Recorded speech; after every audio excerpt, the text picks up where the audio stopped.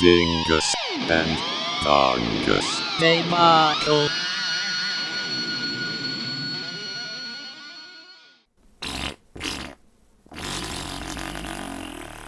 EP-02. Welcome to episode 2 of the Dingus and Dongus Debacle. Yay! Yay! Of a special quarantine edition. Special quarantine edition. Cornbread included. Yes. Cornbread approved. So comic we're talking about this week is Karnak by Warren Ellis. I'm not gonna pronounce the artist's names because, well, I'll fuck it up. Gerardo Zeffino. Maybe Yep. And then later on they switched to Roland Bashi. Bashi. Yes. Yeah, I don't know. And I want to throw in Dan Brown did coloring. I usually don't give a shit, but I like the coloring in this one, so I'm putting his name in there. So, first impressions. I liked it.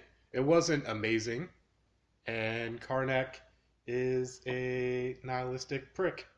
Yep. And in my head, he's a super elaborate version of what I think you want to be, but not the prick part. Like if he was just not a prick about everything. Yeah. No wonder Peter wants to read. I thought it was great, and yeah, Karnak is just an asshole. He's a fucking dick. We're gonna jump around a bunch, I'm sure, but my favorite part, which was then eclipsed by my second favorite part, which made that the favorite part, Yeah. was that he walked in and then he put finger guns and shot someone with the finger gun, and that was great. And then not long after that, he was fighting the priest guy or whatever at the special lab, the IDIC or whatever it was. Yeah. And that priest guy pulled out like a hand shotgun. There was no shotgun. He was holding air that looked like a shotgun, Right. and then shot lightning bolts. And Yeah, that was it is- cool as shit. Is what he said it was like Zen gunnery. Yes. Yeah, the whole book is just fucking ridiculous, and I think the art style matches like the content really well. It's kind of sketchy. Yeah, well, that's why like the art itself, as far as coloring and a lot of environment stuff, is really awesome. Sketchy, good use of colors. Mm-hmm. I did have some complaints with like folks' heads; they were too blocky. Not on all of them, but like especially Coulson, Agent Coulson, and a few of the other characters. Like, Yeah, it does have kind of like that look of those instructional drawing yes, things. exactly. Yeah. Yeah, it's like you got like 75% done to the finished product, and it stopped. That's what it kind of was like. Timelines. They just had to. It was Yeah. like, okay, we're stopped. We're good Yeah, because we have to push this out. exactly. It's fine. I mean, like, I think there were some panels where I got a little. It took me a second or two to like understand what it's showing. Yeah. But overall, I enjoyed it. I think it's cool that Karnak has some really, really funny lines. Like right at the beginning, he's telling his students that they're nothing, and this block of stone is more important to the universe than you ever will. By the way, clean the toilets. Right. Yeah. Stuff like that is just fucking amazing. Well, he also says at the beginning when he's talking to the students like that, with the stone being more important, is that he gets more perfect over time. Mm-hmm. Because I guess a smooth stone is perfect instead of a rough stone. I don't know. Who knows? Yeah, like it's But it's funny because Yeah. he said clean the toilets. yeah, exactly. Well, latrine. But yeah. But I think that's part of Karnak being a dick. It's like he spouts off these like kind of what's in my opinion seems to be like pseudo intellectual stuff, but then like blows it out Yeah. to be like bigger than it is. Yep. And that's just part of him being a fucking asshole. I want to know. So he is summoned by Shield Mm-hmm. to help this family find their kid, Right. right? And this kid's superpower or Terrigenesis mutation or evolution or whatever,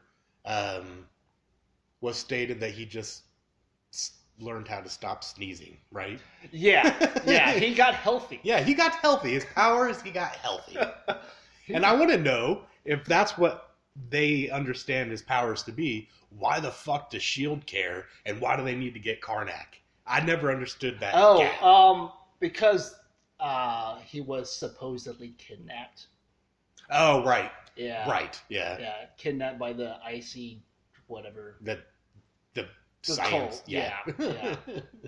Yeah, it's because they thought he was kidnapped, but which turns out he wasn't actually kidnapped. He went along with them because they appreciated his actual powers, which was whatever you want, I will make it happen. Yeah, who wouldn't love that? Yeah. Well, Karnak wouldn't love it. Fair, yeah. He hated that shit. Yeah. Oh, and it all boils down to like, well, yeah, Karnak's a dick, but he's also a sad little man who wished his parents hugged him more. Pretty much. And also, there's a panel or a scene or page, whatever, where he's sitting in a coffee shop. Yeah. And then he's looking out the window watching two women make out. And he's just disgusted by this. What the hell is wrong with you?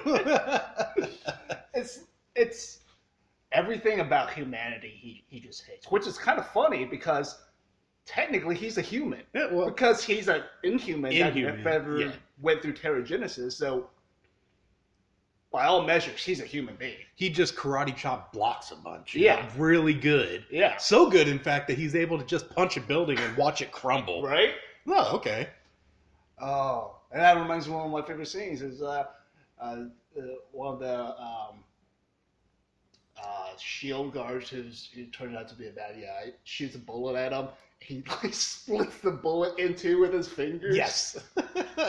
And how did he know he was a bad guy? Because he smiled. Because he smiled. And the cool thing was, after I read that, was I went back a couple pages. Yeah, the art shows the dude smiling. It's that's good attention to detail. They have to. Yeah. They would fucking have, if you didn't, just burn the book. Mm-hmm. Mm-hmm. The whole reason for murdering this guy is because he smiled. He better fucking smile in the art. There's a lot to like about this book, I think, and it's short, worth a read. What is it? 6 issues? Yeah. I liked in the cathedral with the Adam guy, the missing kid, that there was a pipe organ, and the base of the pipe organ was these weird human statue things, Right. with its mouth being the pipe. Right. And I thought that looked cool as shit, and I want one in real life. That kind of reminded me of that episode of Hannibal, where there's a serial killer cellist who flayed open his victim's throat and then stuffed a cello neck down his mouth and then started playing. I never saw that, but that sounds amazing. Yeah, it's good. It's really neat. I also like the little humanoid monsters immediately after the pipe organ scene. Oh, with the eye thing. Yeah, the umbilical cord white people. Yep. Yeah. It's that whole area was kind of unsettling. I liked it. Yeah. That's what really sold me on this whole story. Yeah. Was that, and then how he destroyed them. Mm-hmm. In my head was, so he's on the spaceship or whatever, or not the spaceship, but the shield ship, whatever it is. And then he effectively says, push the speaker on so I can yell at them. And in my head, how he did that was, the scene in Dumb and Dumber where he says, you want to hear the most annoying noise? It's that's how he cleared the landing space or whatever he did. I forget now. Yeah. Well, no, those people down below, they were screaming at the ship. Yeah, and their heads exploded. Yes. kind of a reference to a Black Bolt, who's another Inhuman King. Yeah. Because I didn't even consider that. Yeah. Ah, I'll be damned. Yeah. Huh. So, it's like, okay. This dude hangs around with Black Bolt using his voice as a weapon. It's like, I could do that too. I also liked going back to monster thingy when I think he goes through the little shield portal that they made. Mm-hmm. And then there's the creepy, crabby spider monsters. Oh, yeah. Those were cool too. Yeah, those I are just fun. liked them. Just a whole tunnel of just like spider people. Yes. Yeah. It was cool. And it's like, okay, so the umbilical cord white people. I thought that was a particularly kind of funny fight scene because in my head, there's no like internal monologue. You don't hear or see what Karnak is thinking at the moment, unless he's like actually vocalizing it in the moment. And while he's fighting those umbilical cord people, he's saying, you guys have to have a weakness. So in my head, he was like, all right, you guys have to have a weakness so I could incapacitate you guys, because Shield doesn't want me to kill you guys. And at the end, he's just like, fuck it. I'm just going to rip out your ribs, stab it through your head, and just completely obliterate you. Yep. Because he got fed up. Yeah, it's like, enough. Yeah. Enough Yeah, of this it's like, garbage. fuck this. Why can't I kill all the people? That's one of the lines he said. Yes. Oh, yes. Oh. Yeah. That was good stuff. I liked it. Mm-hmm. Give it a read. Fun. We're ready for EP? I think we are. So I decided to go with an EP that was released earlier this year by a band called Church of Disgust. The EP is called Consumed by Slow Putrefaction. And it's out on a label I've never heard of before called Maggot Stomp, who I found out when researching this also put out the Ossuary demos, who I'm a fan of. So 3-song EP, straightforward death metal. Yep. I like it. It's fucking death metal. Yep. It's everything you would want out of a death metal release, basically. Yep. Do you have a particular favorite song? I like song 2 Yeah. solely because when it starts, it's just a bass line, Right. and it's kind of a cheesy bass line. I like it. Yeah. And then a driving drum beat.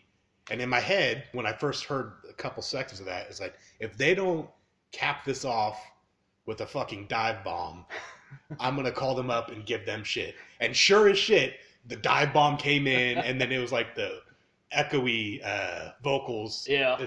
It was beautiful. It was perfect. Hell yeah. Because that's what it needed. Right. And then they did it. So I was happy. But You got what you wanted. Yeah, I did. It's just a mid-tempo song that was reminiscent a little bit of some Bolt Thrower songs. Yeah. The EP doesn't sound like Bolt Thrower No. at all. Just that segment. Right.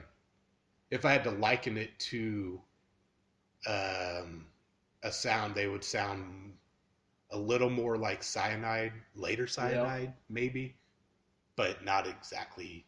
Like, you'd be able to differentiate this from Cyanide, just similarities. I think my favorite one is probably the third song, Burst Coffin. One, because that's a great name. That is a great name. Because I just imagine, like, okay, dude rots from or it's consumed by slow putrefaction. Now he's just a pile of mush. But then the mush grows while he's in the coffin. It just bursts out.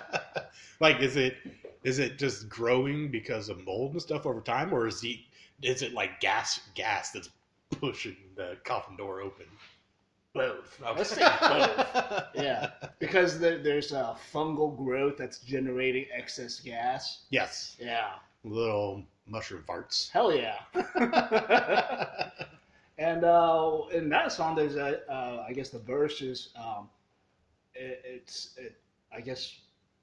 it swaps back and forth between like guitar and bass, where the guitar would play a little pattern and then cut out, and then the bass would take over, and it's kind of switching back and forth. I thought that was really nice. I did not notice that. I will have to pay attention.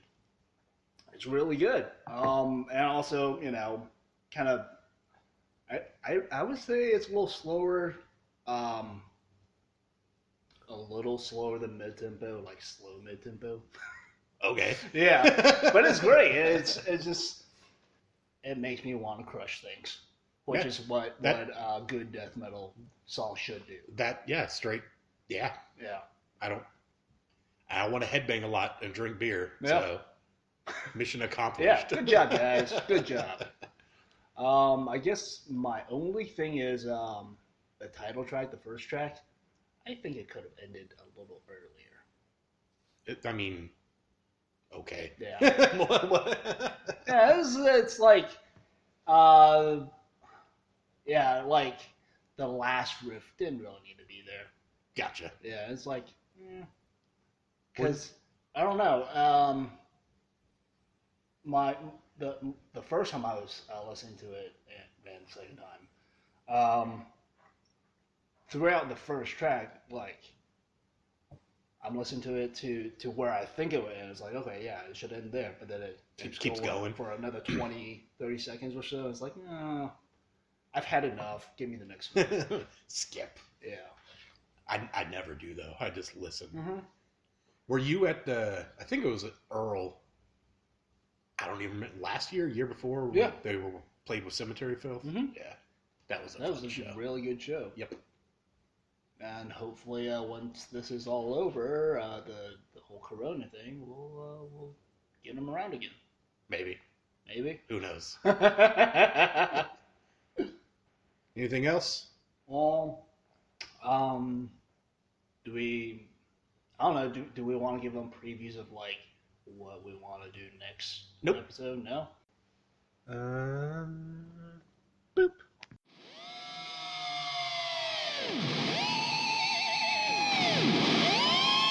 Dingus and Dongus. Debacle.